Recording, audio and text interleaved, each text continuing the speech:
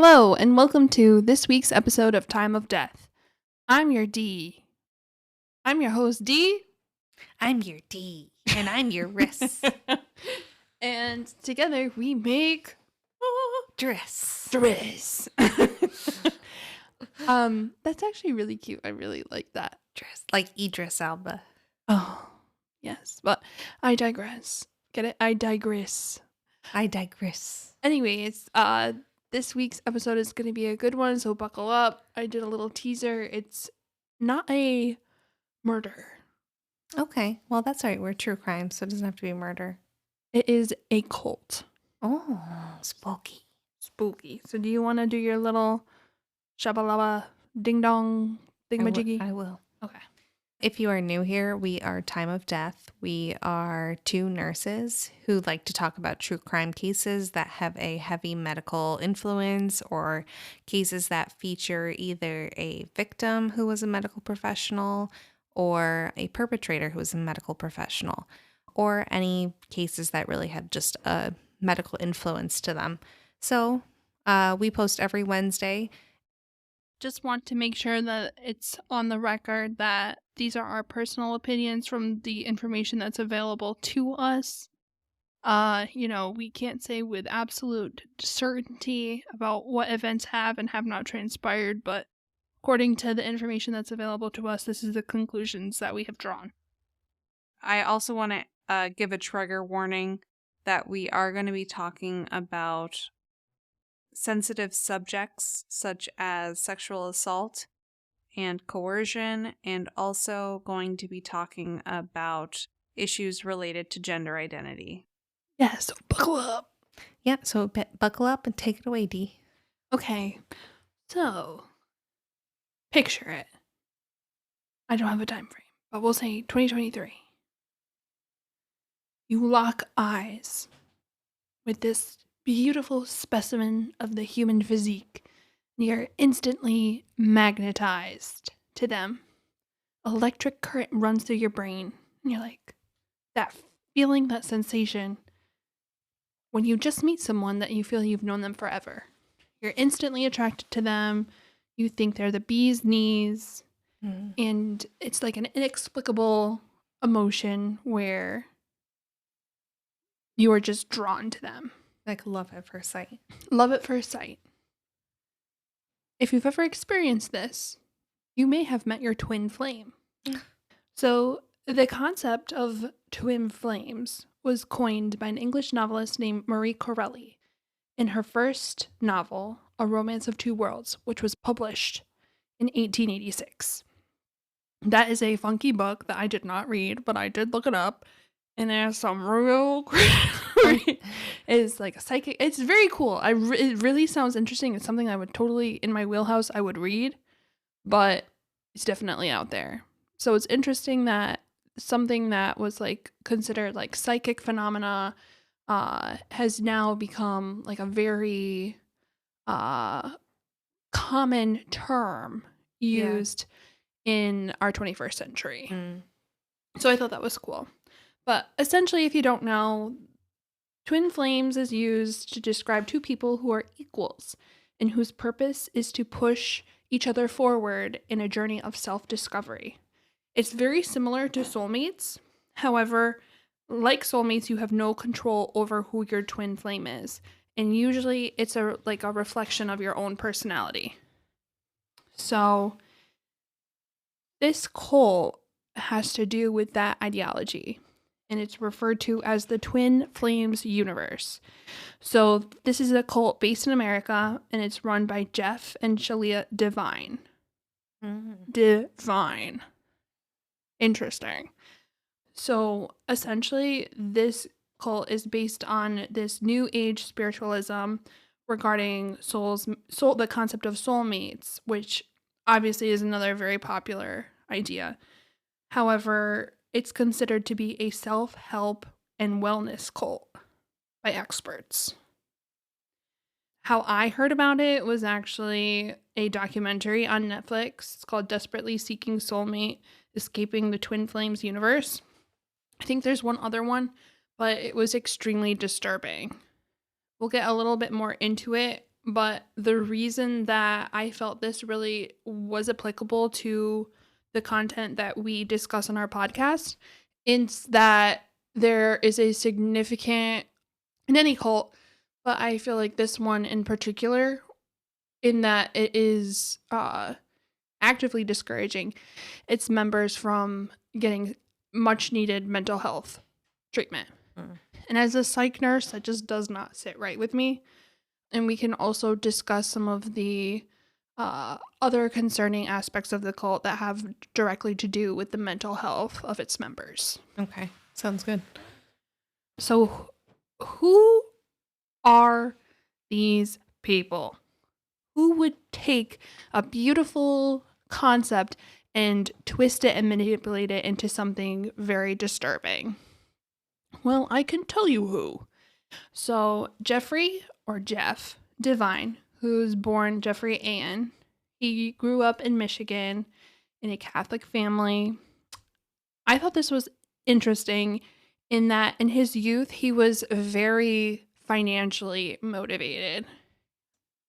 I guess that he was idolizing Warren Buffett, who, if you don't know, is an American businessman. He's a zillionaire, whatever.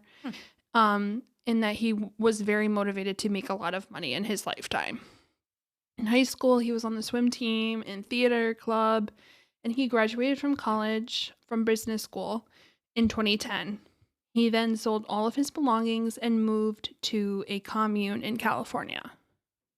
While in California in 2010, he stayed there for a while, and then in 2012 moved to Hawaii. And he changed his name on social media to Ender Athenos. I'm probably not saying that right, which is a reference to Ender's Game, which is a military sci-fi book that was written in the 1980s. Okay. Another book I have not read. But after reading that, I guess he started the blog called Ender's Adventures. He went on to build like some shack hut thing in Hawaii, which he began renting on Airbnb, which also is very lucrative. So very business savvy dude. Mm-hmm. I guess while he was in Hawaii in 2012, he met an individual named Megan Plant online. And they began dating. I actually, on the documentary, listened to them like a video accounting like their first conversation. And he said like he knew instantly that he was going to marry this girl. So they dated for a few years, but in 2014, they met for the first time in person and began recording videos together.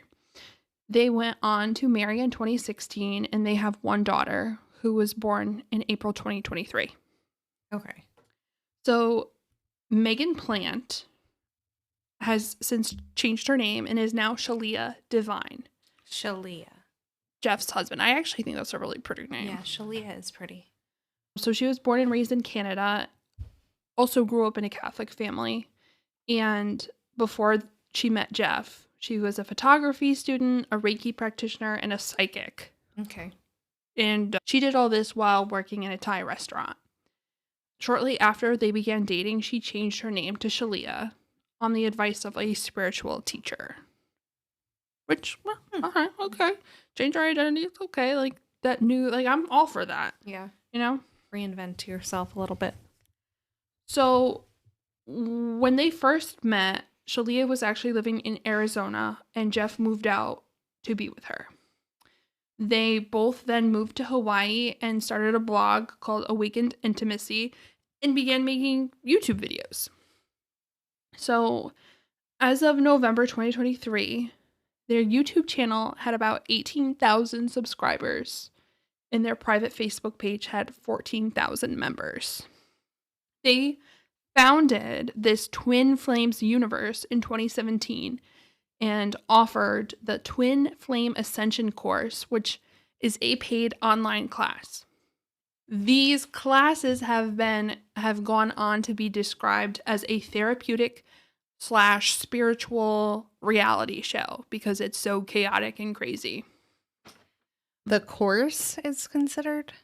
No, the classes. Like, it's a whole community, and I'll go into a little more detail about how that is set up. But essentially, the Twin Flames universe is chaotic, and it is like spirituality running amok, is what it really is. And it's being twisted into manipulating into something really like ick. Mm-hmm. So this couple, Shalia and Jeff, went on after they created the Twin Flames universe to found the Church of Union, which essentially exists to unify all religions under one spiritual umbrella. Within their Union Church, or Church of Union, Jeff is the Father Christ. Oh, Shalia is the Mother Christ, and their daughter is the Princess of all creation. Together, they create the Master Christ, eternal ruler of all creation. Okay, they definitely are on a power trip here.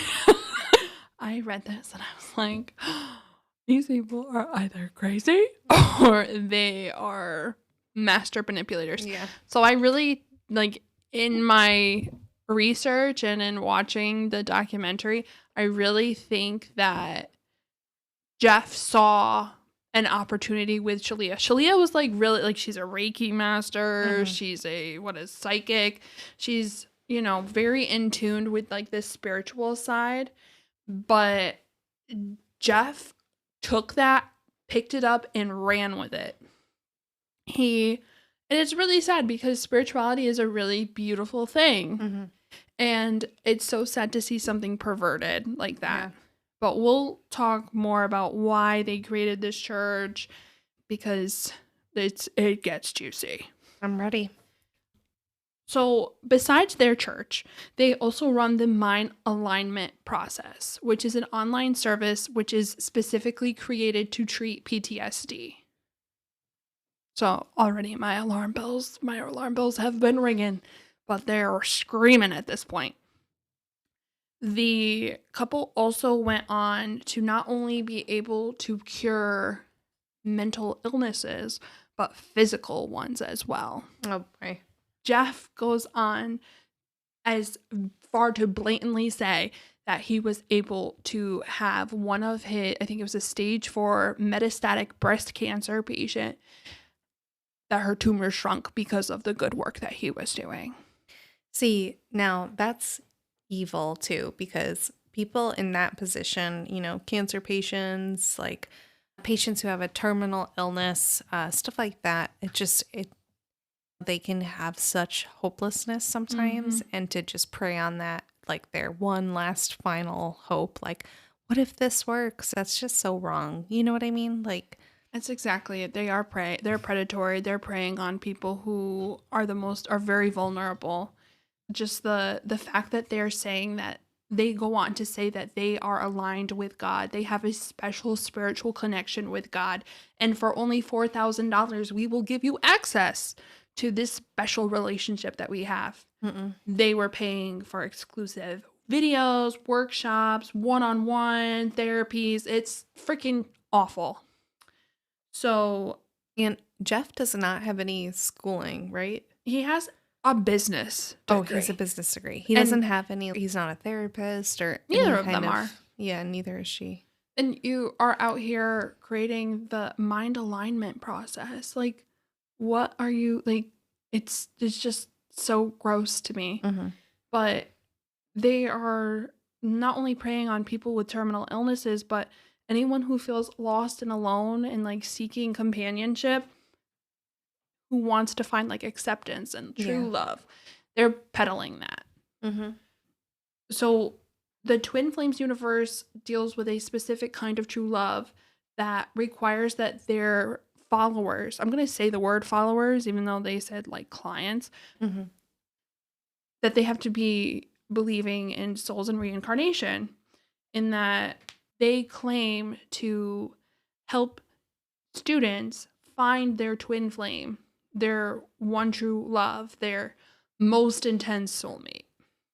Jeff describes twin flame as your twin flame is your best friend in the entire universe. This person is designed for you by God, and you were designed for this person by God to be your eternal companion for all of eternity. And so they're talking about not only in this lifetime, but the next and the one after. So this twin flame is assigned by Jeff and Shalia because of this special relationship that they have with God.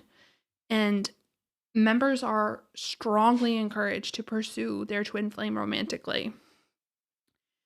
Initially, they would allow, like, if you came to Jeff and Shalia and you're like, there's this guy that I'm just like crazy about, they would have some divine communication and say yes or no. They would either confirm or deny that that person was your twin flame.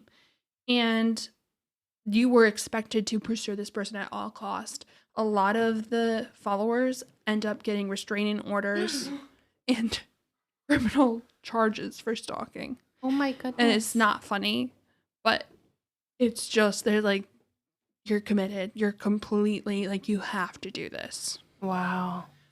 So what I thought was also really interesting is in the documentary, they talk about this mirror exercise that they have their followers do. So essentially what it is that you're like, what am I upset about? And then they'll like recognize like, okay, this is what I'm upset about. I'm upset this person did this. And then basically twist it and recognize that they're the ones who are actually to blame for it. So it's like a perverted, it's like, oh, you know, Ris is mad at me. And I'm really like, I'm feeling some kind of way that she's mad at me. But it's actually my fault that Ris is mad at me. Mm-hmm. And it's like, what the heck is going on? It's really like undermining all of their self-confidence. Mm-hmm. It is creating like this very, very odd and self-sabotaging behavioral modification technique.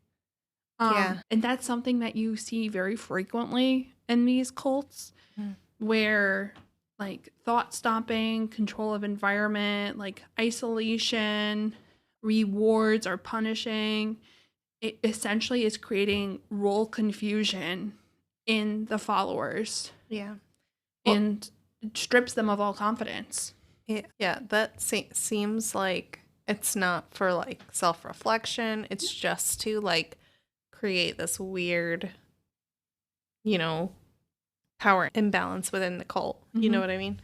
You're discouraged from following your intuition, your gut feeling. Like you are not right. You are always in the wrong. Like it's self-sabotaging is what it really is. And I think it is designed to create meek sheep. You know? If you were to blame, then, you know, Jeff is definitely not the problem. Shalia is definitely not the problem. You are the problem. Do better. So one student went on to say that she was expected to participate in the Facebook group regularly, watch videos, call into weekly group sessions on Google Hangouts. She was devoting as much as 30 hours a week. And this is not including like her working full time, being a single parent, keeping up with just the coursework, but she was expected to devote her time as a volunteer, totally unpaid, for the betterment of the Twin Flames universe. And Shalia and Jeff's pockets are lined by this volunteer work. Yeah. It's so icky. So this was another red flag to me, in that cult leaders typically want individuals who are going to be obedient to anything that they dictate.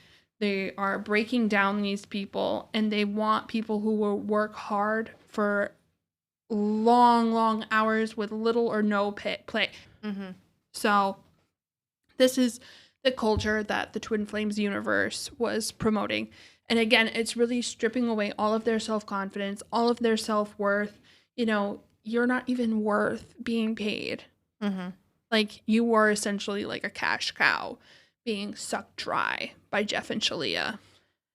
And a lot of times, like, their whole lives centered around finding this twin flame, attracting this twin flame, like creating and achieving that divine union. And they did a lot of spiritual exercises, which encouraged these people to become fixated on their twin flame. There was a couple instances where people, again, would get restraining orders because of their stalking. And, you know, that's never healthy.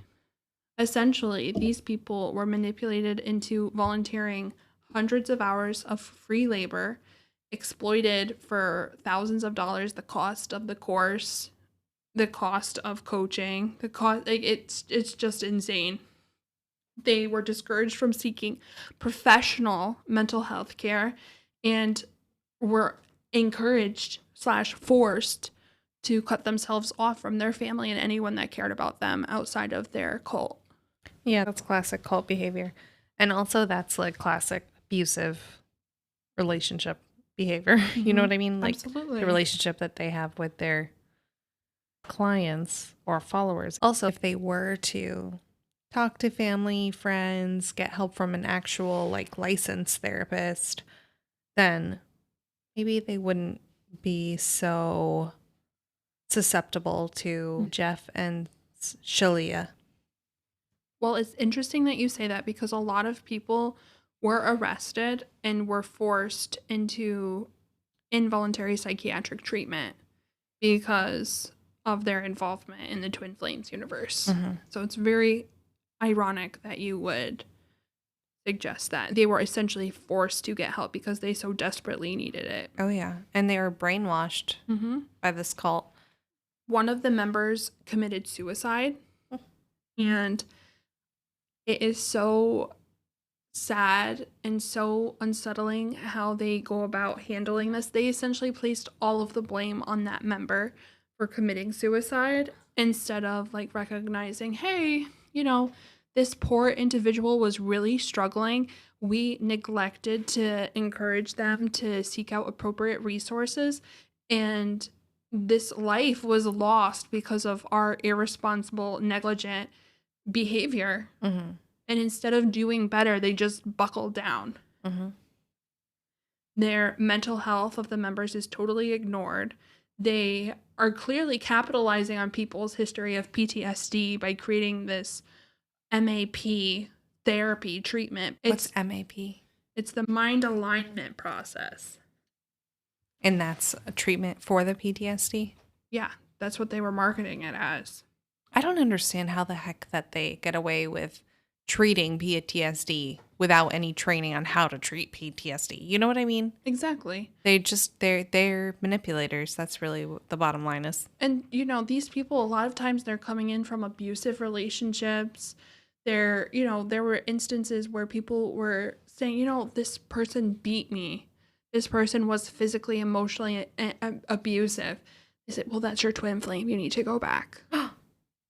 So how could you, on one hand, be promoting and being a supposed advocate for victims and PTSD and then encouraging people to put themselves in unsafe situations? That's so wrong. So wrong. So, and that's dangerous. That's absolutely. So dangerous. Absolutely. You know, and it just shows how, you know, careless they are with the lives and well-being of other people. So, essentially, when you are able to be in a harmonious union with your twin flame, that is essentially when you are going to have a cure-all for all of the problems in your life. Whether that is, you know, overcoming any type of relationship issue, sickness, you know, depression, anxiety, everything would be right once you guys were in harmonious union and aligned with God. That also shifts like their mindset from confronting issues that are going on in their lives to just putting all their focus, all their energy into this oftentimes it's just unattainable Mm-hmm. and it's unrealistic, especially in the, areas where they're, telling people to go after people who are clearly not interested in them, Mm-hmm. or, they're in unsafe environments. It changes every part of their mindset.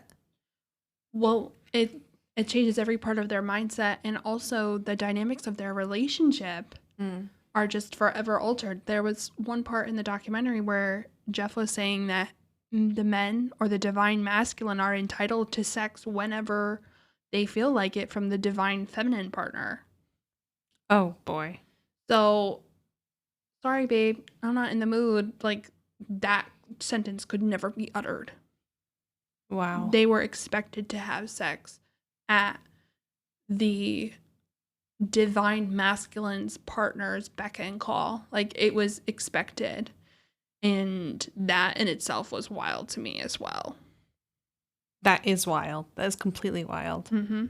So when you are aligned with God, and incidentally also in line with the group, because that's one and the same to these people, you are in the best part of your life. Everything will go well. Everything is going well. And obviously this mindset also discourages people from leaving the group. There's really no way out. Mm-hmm. So that is also classic cult behavior. But cult or not, it's very clear that Jeff and Shalia are doing very well for themselves. They drive a Corvette, they have a Porsche, they go shopping at Louis Vuitton. I could say that with a French accent right now, and I actually think I pulled it off. And this is all a result of the dealings that they have in spirituality cells, man. Mm-hmm. Like, clearly. But they go on to say this is the American dream, and they are not motivated in any way by money. Mm-hmm. By the worldly pleasures, they are not motivated. They claim that they are not driven by money, however, a desire to heal the suffering in the world. Clearly. But then on the same hand, they go to say, well, we want to figure out how not to pay taxes. So I'm going to have all my volunteers look into this, get back to me about how I can avoid taxes, because all the zillionaires in the world do it. So that's why they started their own church, because churches are exempt from taxes. Because a little thing called separation of church and state. Mm-hmm. So that's why they started their Master Christ Union, whatever the heck. And Jeff is Jesus incarnate, which is terrible. So clearly they are motivated by money, despite what they might claim. Mm-hmm. So experts say that the Twin Flames universe is just one of the many self-help and wellness cults that exist now. And they are successful in that they sell answers to life's biggest problems. Whether it's finding true love, medical issues, mental health ailments, everything that you might have an issue, it's all disguised as thought reform and in reality is manipulation, marketed as therapeutic. You know what, though? They have the best victim pool here. They have the lonely, the sick. There's, you know what I mean? Like, this is the most vulnerable population. And this is when people are desperate and, in these situations, they'll do anything for less loneliness, good health, the feeling of belonging, treatment for their mental health issues, physical issues. You know what I mean? Like, this is just, they're preying on the most vulnerable people. Absolutely. They are definitely preying on the most vulnerable, including those with PTSD and with childhood trauma. They claim that it's miraculous what they've been able to do to help people with those types of histories. And even the word that he uses, miraculous, is just so, and I said this word earlier, but it's so unsettling. Mm-hmm. Like, you really think that you're performing miracles? Like, You think you driving around in your little Corvette and having people literally working not even minimum wage, below the minimum wage for you as you speed around in your little car. Yeah. Like, what are you doing? It's just, it's despicable. It's exploitive. So, like you said, really the playing on the most vulnerable of society, those who are truly desperate.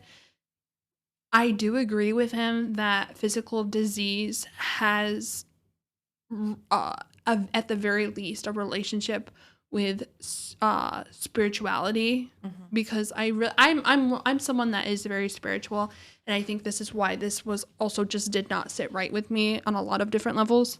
But that being said, yes, your psychiatric and emotional health is directly related to your physical. I agree with him on that.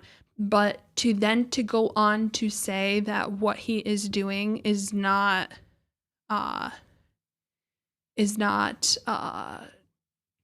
totally irresponsible and uninformed, and he has no business acting as a mental health professional without any type of mental health training,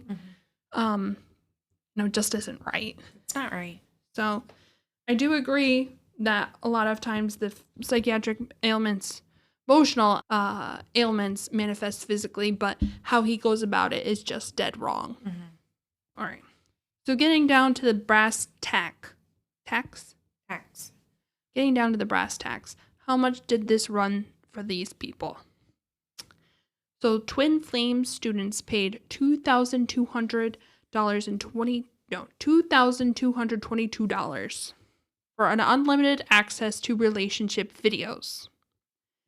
An additional $1,899 for unlimited life purpose videos, and roughly $200 per session for one-on-one work with a coach. So let's that in itself is nuts. Members could then go on to become coaches as well. There was in the documentary several participants who went on to become coaches, and they made a fraction of what he charged. If coaches were able to sell a lifetime membership worth $2,222, they would get a 10% commission, which is only $222. And this was a milestone that often never happened. So they are making bank.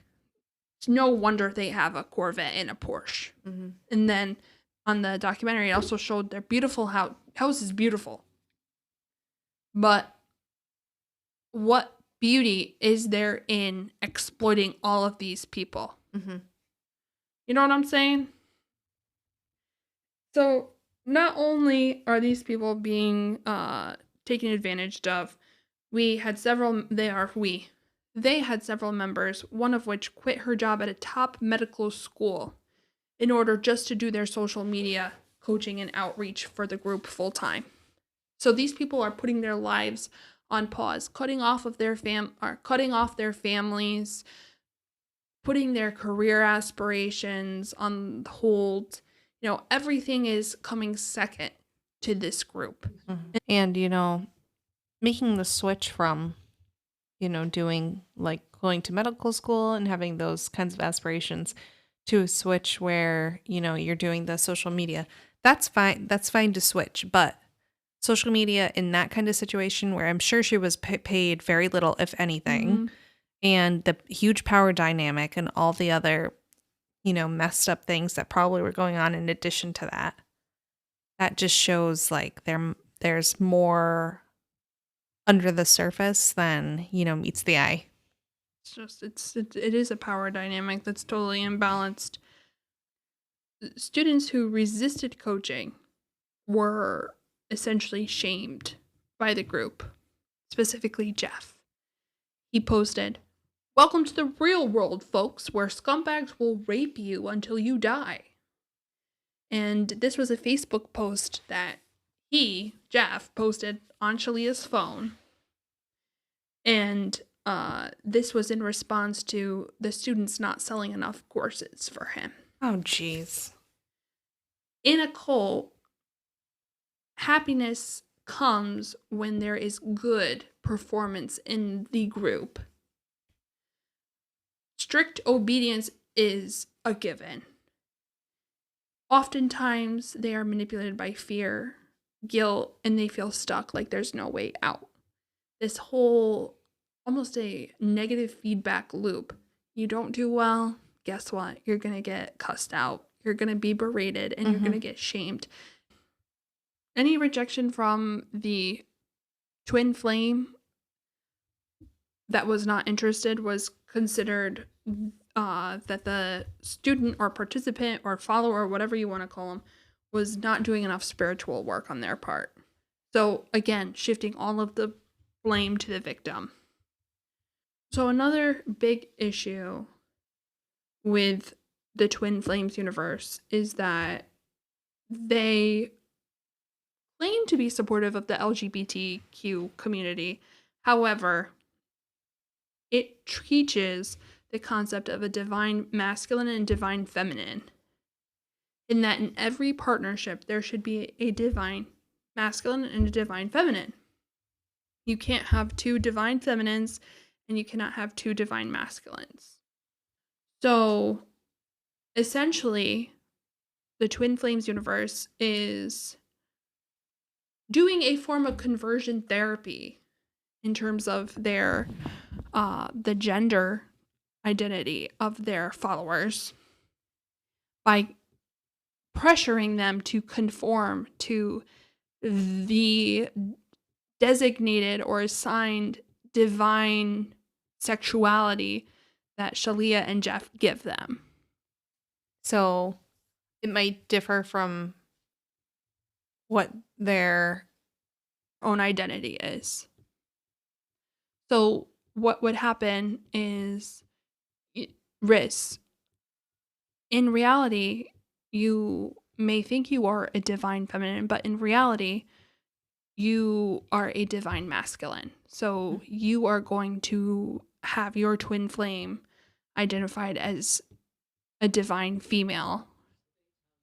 So then what would I do in that instance? You would have to change your name. Mm-hmm. You would have to, they did not say anything about, they encourage you to cut your hair, change your appearance. They don't talk about explicitly undergoing any like type of procedure, but they encourage it. Different participants have gone to various lengths to change their identity because of what Shalia and Jeff confirmed through God for them.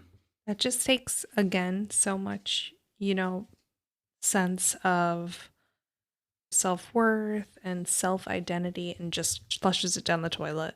The participant may go on to medically transition, but that would be, they claim that was their own decision. That was the decision made by the individual, not what Shalia and Jeff wanted them to do. I'm pretty sure none of these decisions are made by the individual.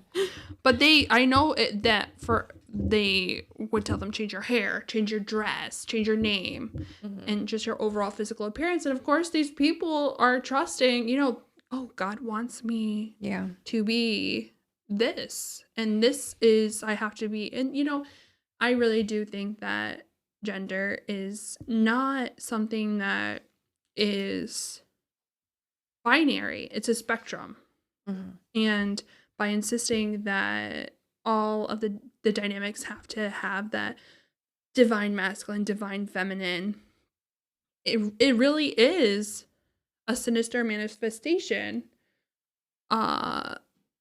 perverting, in God's name. Mm-hmm. So it's very concerning. And these people, again, like you said, they really are vulnerable.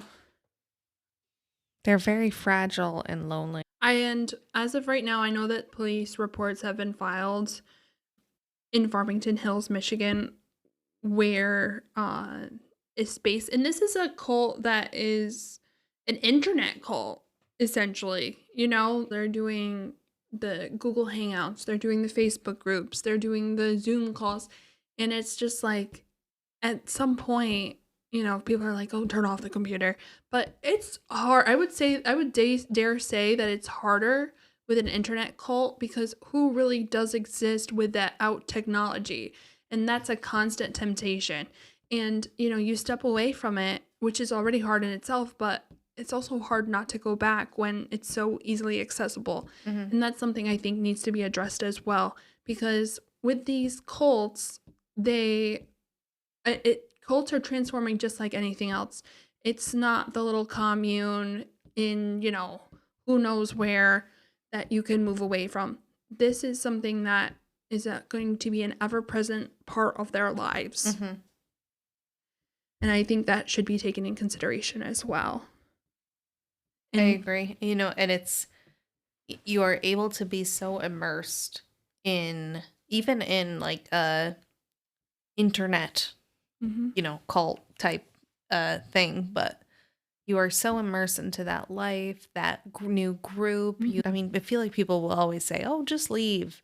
You know, you're in an abusive relationship. Oh, just leave. Like, why do you continue? It's not that simple. Mm-mm. You know what I mean? It's not that simple. And it sounds like obviously they are doing everything they can to keep them vulnerable. Mm-hmm. They are preying on them throughout, not only at the beginning, but throughout the entire experience that people have with these cults. Absolutely. And they don't oftentimes realize they're in a cult until after, or if, you know, if they ever do realize, you know, it's a big change. Like even when you said that often they would force them into receiving psychiatric help, professional help when they were taken out of the cult or after, just shows how brainwashed that these people can become. Absolutely. It's, and you know, when you leave, your whole identity has changed. Mm-hmm. Who you are as a person is not the same as when you went in. You are, you know, you are expected to be obedient. You're expected to, again, it's so insidious because they strip away all of your self-worth. Yeah. Anything and everything is your fault.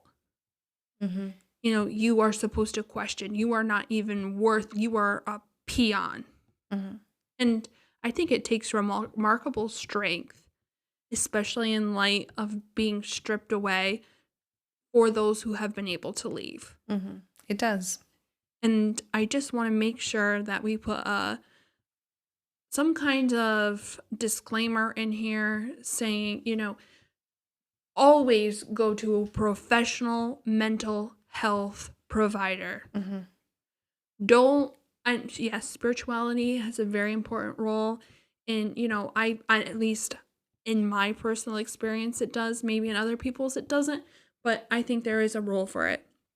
But mental health care is just as important as medical health care.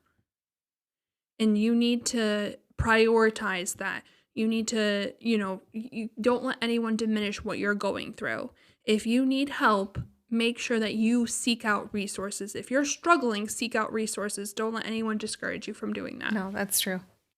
And I also want to say that the message that of, you know, not having any self-worth and doubting yourself and not following your intuition, that is really the opposite message of what spirituality and a connection to some higher power is supposed to be. It's supposed to empower you. Exactly. It's supposed to empower you. It's supposed to make you feel connected, not isolated. It's supposed to give you a deeper understanding. And guiding you in the becoming the best version of yourself that you want to be. That you want to be. Yeah. And, you know, it's interesting to me that all choices were taken from these people. All choices, all power was taken from these people. How they identified, everything was taken from these people. And until something bad happens. Oh, you got a restraining order. Oh, that's on you. Like, we didn't do anything. That wasn't our action. Or, oh, you ended up committing suicide. Oh, that's not our problem. Like, you're an adult. You can make that decision. But they don't, oftentimes people don't realize the huge shift that can happen. Dee, great job tonight. That was a really interesting case. Dris strikes again. Dris strikes again. And we'll be here next week. Keep it real. What did we say? Keep on keeping on. You're killing it. Oh, you're killing it. I feel like we haven't said that in a while. I was like, I know it has a K in there. Can't remember what it is.